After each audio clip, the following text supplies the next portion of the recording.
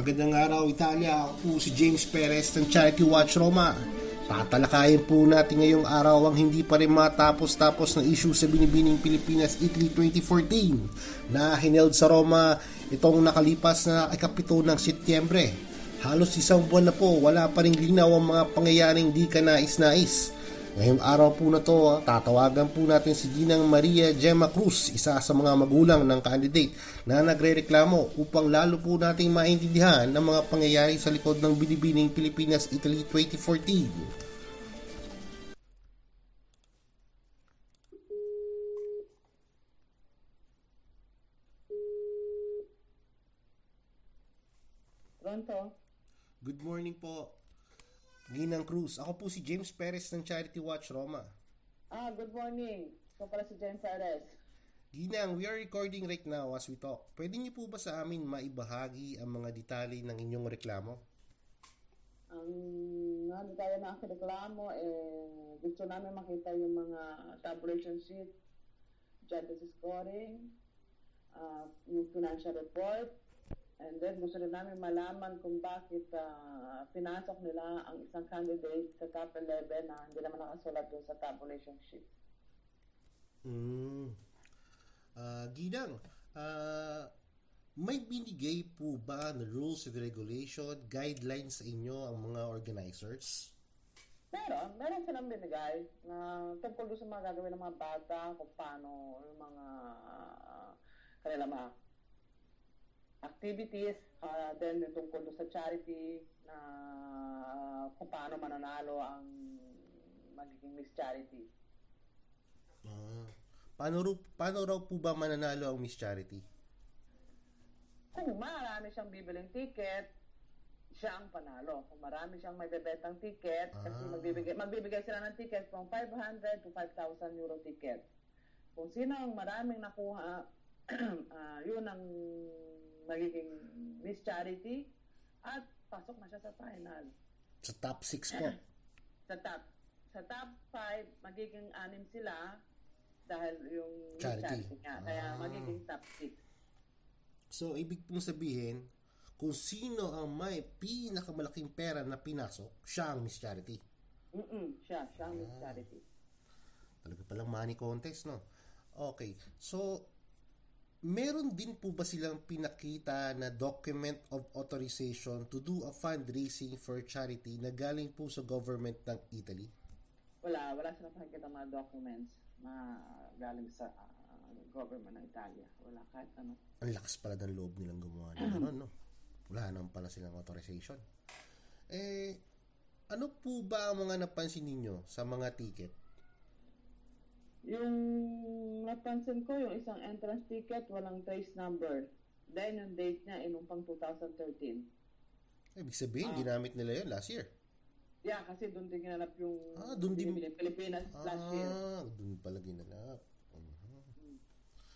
Then, yung raffle ticket, mga walang printed price. Bakit? Pero magkano po ba binenta sa inyo yung raffle ticket? Ang bawat isang ticket is €2.50 ang isa. Ang isang booklet noon 10, kaya bali 25 euro ang isang booklet. Sabi ng source namin, Ginang, kayo po daw ay nanalo ng tour to Europe bilang consolation prize. Yung po bang pagkapanalo na to, nalaman nyo na nandun kayo sa pageant? No, after. Siguro mga ilang days, mga 2 days, tinawagan ako ni Tess. At sinabi niya sa akin, may good news ako sa iyo. Sabi ko, ano yon? Alam ba, ikaw ata ang nanalo doon sa raffle ticket. Yun po ang pagkakasabi ni Tess. Ikaw ata. So, hindi pa siya sigurado. Hindi pa nga raw siya sigurado. Pero sabi niya, wag mo muna yung pagsasabi. Bakit? Sabi ko, kasi titingnan pa nila yung number doon sa booklet na, kasi meron silang sinulatan ng mga kinuwang ticket Nandun, may mga number doon. Nung simula, yung ticket na kinuha mo, nakalista lahat sa kanya. So, titignan niya pa daw. Kaya Ganun sila. Pero, di po ba, ang raffle ay naganap sa pageant mismo? Sa budget nga, nag-raffle. Pero hindi ko na, Pero hindi, ang ibig ko lang po sabihin yung raffle naganap sa pageant pero hindi sila sigurado kung ikaw yung nanalo. No? Hindi raw. Yung sabi sa wag mo daw muna pagsasabi dahil hindi pa nga nila alam po talaga kay Francesca. Ginang, ito pong nangyaring to na tinawagan kanila after 3 days. Kayo po ay nagrereklamo na noon, di ba? Una pa lang, umaga pa lang ng 8, nagreklamo na ako sa Facebook. Marami nang nagsusulat, marami nang Grabe pala, no? Ito pa po isang tanong, no? Sinabi po ba during the event or after event kung magkano ang nalikom nila na pera? Wala sila sinasabi. Kahit hanggang ngayon, di pa nga namin alam kung magkano nalikom nila pera. Hindi namin alam kung saan pupunta yung pera. Wala silang binabangkit. Wala silang mga report. Walang lahat. My goodness. Okay.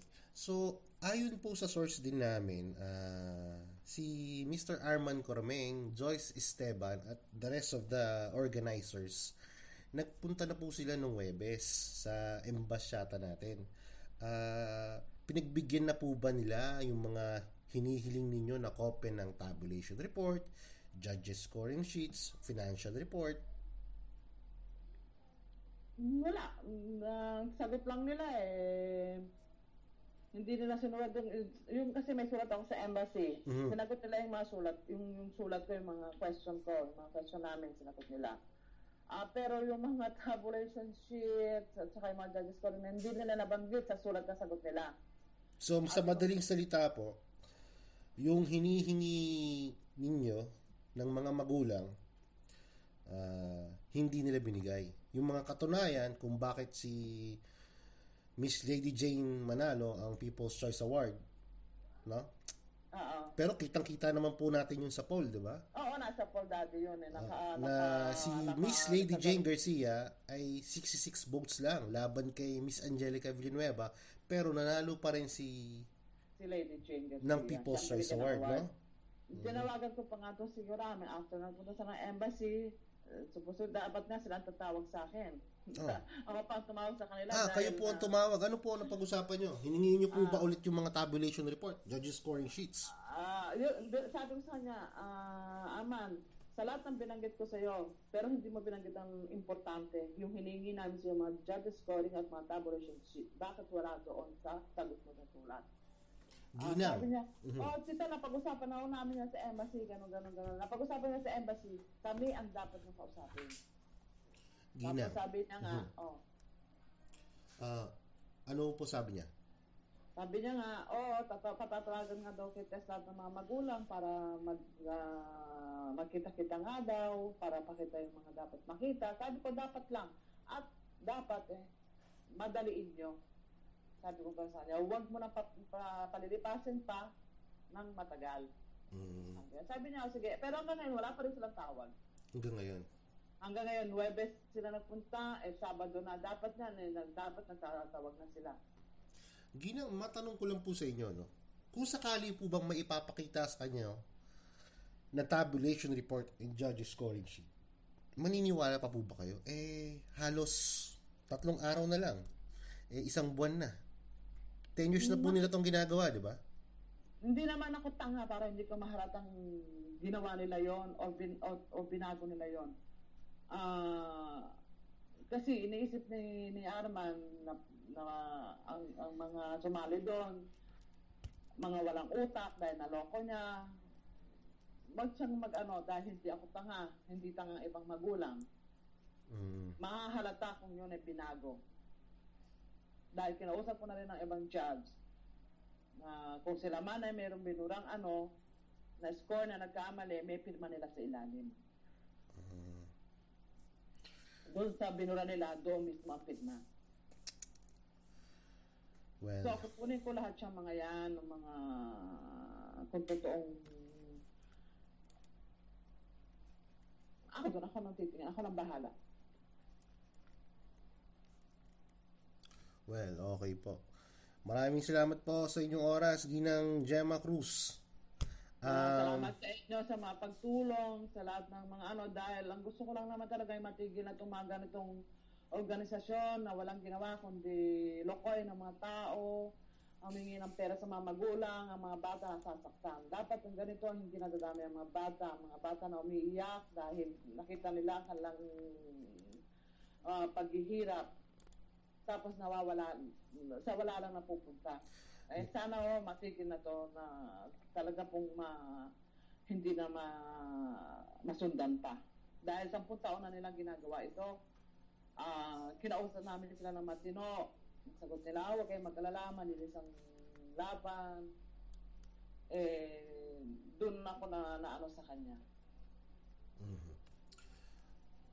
Sana talaga mahinto na.